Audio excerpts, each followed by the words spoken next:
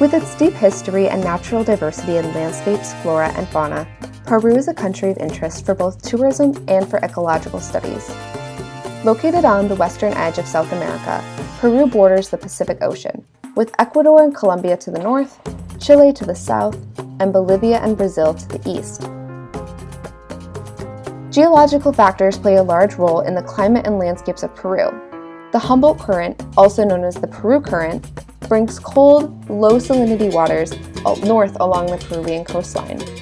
While this may make swimming off the coast of Lima a little bit chilly, the Humboldt Current produces one of the most productive systems in the world, accounting for between 18 to 20% of the total worldwide marine fish catch. The cold air flowing off the Pacific cools nearby countries and acts as a barrier to precipitation. The Atacama Desert, while primarily in Chile, stretches into southern Peru and is the driest non-polar desert in the world. Moving past this arid coast into eastern Peru, we meet the Andes. Stretching north to south across western South America, this is the longest continental mountain range in the world at 8,900 kilometers long. So, although much of Peru is just above sea level, the peaks of the high Andes can reach well above 6,000 meters, introducing elevational gradients that play critical roles in providing niche spaces and maintaining natural biodiversity. It is within these peaks that we see glacial formations. The Peruvian Andes are home to 70% of the world's tropical glaciers, most within the Cordillera Blanca, or White Mountains, and these glaciers are relied upon heavily to supply fresh water across the country.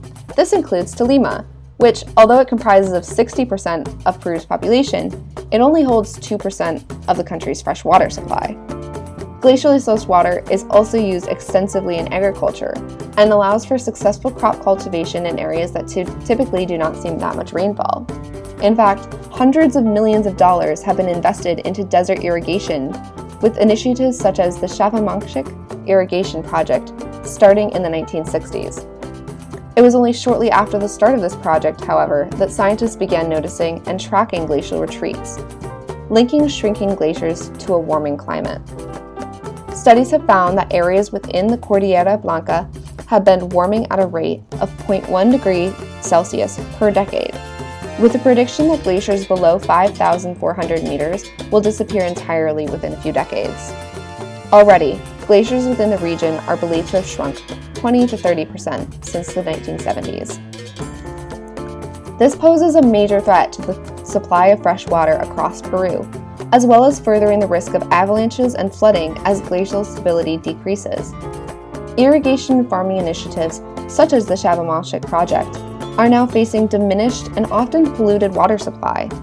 While natural fluctuations in glacials are normal and expected, there is a clear connection between the unprecedented rate of warming temperatures in the last century and the shrinking of glaciers in the Andes.